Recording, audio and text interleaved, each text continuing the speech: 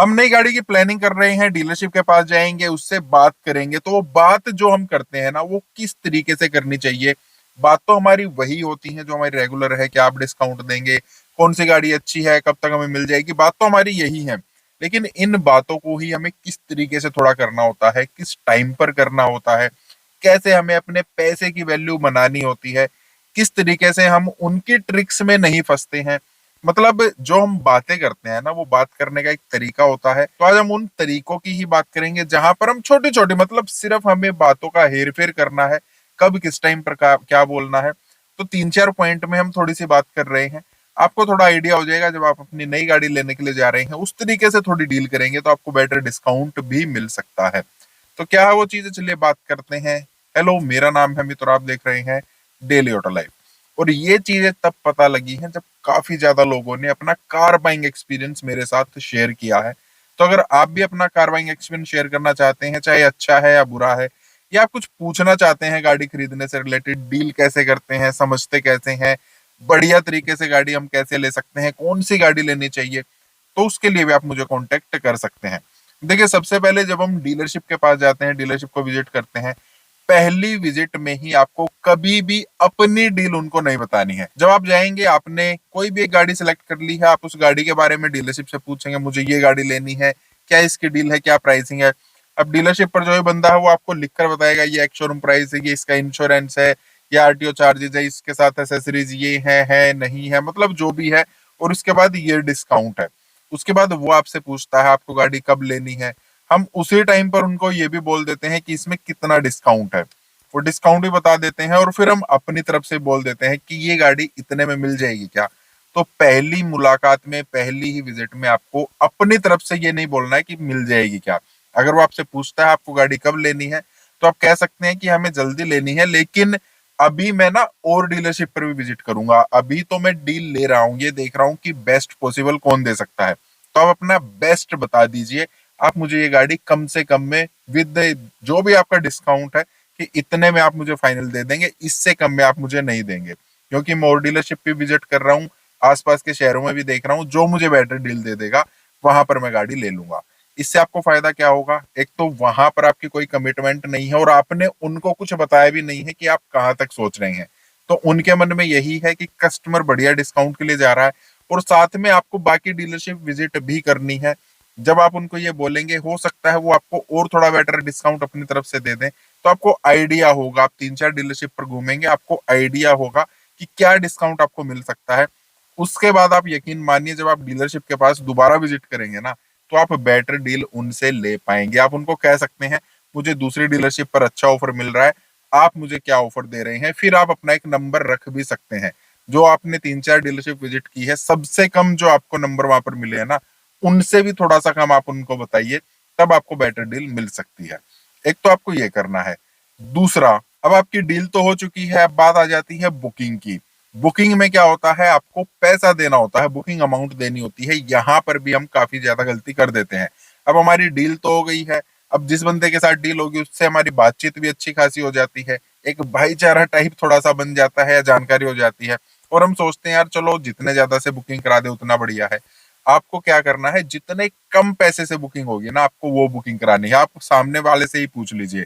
और जब भी आप डील करने के लिए जा रहे हैं ना, आप उस टाइम भी पूछ सकते हैं कि कम से कम कितने पैसे में बुकिंग होगी। 5,000, 10,000, 11,000, 15,000, 20,000, 21,000। 21,000 रुपए से ज्यादा शायद ही कोई कंपनी आपको बोलती है कि आप बुकिंग कराइए।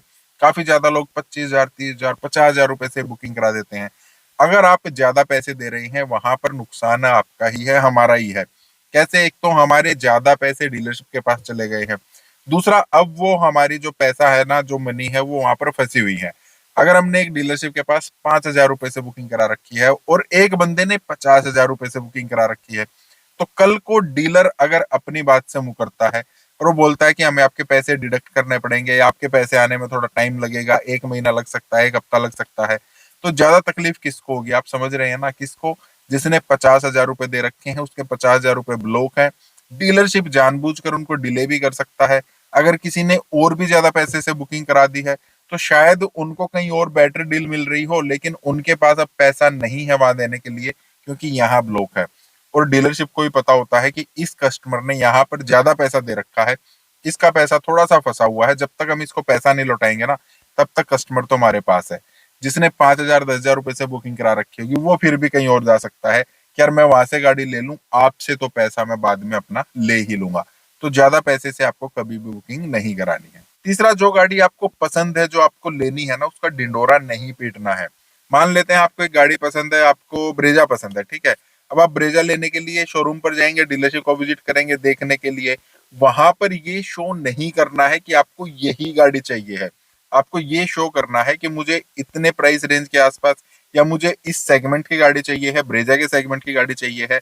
तो मैं ब्रेजा भी देख रहा हूँ, मैं नेक्सॉन भी देख रहा हूँ, वेन्यू भी देख रहा हूँ, सोनेट भी देख रहा हूँ, 3XO भी देख रहा हूँ। आपको ये शो करना है कि मुझे इस सेगमेंट में गाड़ी चाहिए है, मैं सभी गाड़ियां देख रहा हूँ। बेशक आपको ब्रेजा ही लेनी है, ठीक है। और जेन्युइन जो उसकी बुराई होंगी ना, वो आपको पहले पता करनी है। ब्रेजा में क्या जेन्युइन बुराई है अपने कंपटीशन के मुकाबले, वो चीजें आपको पता होनी चाहिए कि आप कोई और भी गाड़ी ले रहे हैं। हालांकि सेफ्टी अच्छी है, लेकिन फिर भी आप कह सकते हैं यार सेफ्टी के मामले में ना गाड़ी मुझे थोड़ी सी अलग लग रही है। कि आप ये कह सकते हैं इसमें 40% टैक्स देना पड़ता है, उनमें हमें 18% टैक्स देना पड़ता है। तो इसकी जो मतलब वैल्यू फॉर मनी है ना, वो गाड़ी थोड़ी सी कम है, या इसमें ये फीचर्स हमें थोड़े से कम मिल रहे हैं। या आप किसी और कंपनी के पास जा रहे हैं, यार उनकी माइलेज बढ़िया नहीं है, ब्रेजा की माइलेज बढ़िया है। मतलब इस तरीके से आपको जेन्युइन बुराई करनी है और दूसरे की जेन्युइन अच्छाई आपको एक दो पता होनी चाहिए। उससे डीलरशिप को ये रहेगा कि ये कस्टमर हमें कन्वर्ट करना है। अगर आपने जाते ही बोल दिया हाँ मुझे तो ब्रेजा ही चाहिए है, तो वहां पर डीलरशिप को क्या पता है, उस बंदे को क्या पता है, ये कस्टमर हमारा कन्वर्टेड है ऑलरेडी, इसको ब्रेजा ही चाहिए है। अब हमें जस्ट इसको अपने पास से गाड़ी देनी है। और अगर उनको ये पता होगा कि ये कन्वर्टेड नहीं है, ये ब्रेजा ही नहीं देख रहा है, ये बाकी गाड़ियां भी देख रहा है, पहले तो इसको कन्वर्ट करना है और अब इसको अच्छी डील भी देनी है, ताकि कहीं और इसको अच्छी डील ना मिल जाए, हमारे पास से ना चला जाए। वहां पर बेटर डिस्काउंट, बेटर डील मिलने के आपको चांसेस ज्यादा रहते हैं। और फोर्थ, एक और चीज जहां पर काफी ज्यादा मिस्टेक हम कर देते हैं, वो है अपनी रिसिप्ट्स को समझना। जब हम उनको पैसा देते हैं ना, तो वो हमें रिसिप्ट भी देते हैं। रिसिप्ट दो टाइप से मिलती है। एक, हमने उनको 1 लाख रुपए दिए, उन्होंने बोला, एक रिसिप्ट दे दी कि हमने 1 लाख रुपए आपसे ले लिए हैं। एक तो ये रिसिप्ट होती है। दूसरी ये होती है कि ये 1 लाख रुपए किस चीज के हैं। बाद में आपकी गाड़ी का बिल भी कटता है, बाद में आपकी गाड़ी का आरटीओ होता है, इंश्योरेंस होता है, तो वो चीजें भी आपको मैच करनी है। आपने 10 लाख रुपए दिए, 10 लाख की उन्होंने रसीद दे दी, वो अलग चीज है। लेकिन वो 10 लाख रुपए यूज कहाँ पर हुए हैं, उसकी रिसीट भी आपके पास होनी जरूरी है। सिर्फ इन्हीं से काम नहीं चलेगा, इन रिसिट्स में भी घोटाला ज्यादा होता है। उन्होंने 10 लाख रुपए आपने उनको दिए हैं, उन्होंने 10 लाख की रिसिट दे दी है, ठीक है। लेकिन जब आप फाइनल बिल देखते हैं ना, तो वहां पर बहुत बार 4,000, 5,000, 10,000, 15,000 तक का डिफरेंस आ जाता है। ये पैसा आपको वापिस अपना लेना होता है, तो रिसिट आपको अच्छे से मैच करनी आनी चाहिए। तो ये कुछ चीजें थी जहां पर हमें ध्यान रखना चाहिए, ताकि हमारी गाड़ी की डील बढ़िया हो, डिस्काउंट बढ़िया मिले और हमें पैसे की पूरी वैल्यू भी मिले। फिर से आपसे कह रहा हूँ, आप कोई अपना कार बाइंग एक्सपीरियंस शेयर करना चाहते हैं, अच्छा है बुरा है, या गाड़ी खरीदने से रिलेटेड कोई भी आपको कंफ्यूजन है, आप मुझे कांटेक्ट कर सकते हैं। बाकी स्टेप कर वीडियोस के आप लाइक करना, चैनल को सब्सक्राइब करना। मिलते हैं, थैंक यू, बाय।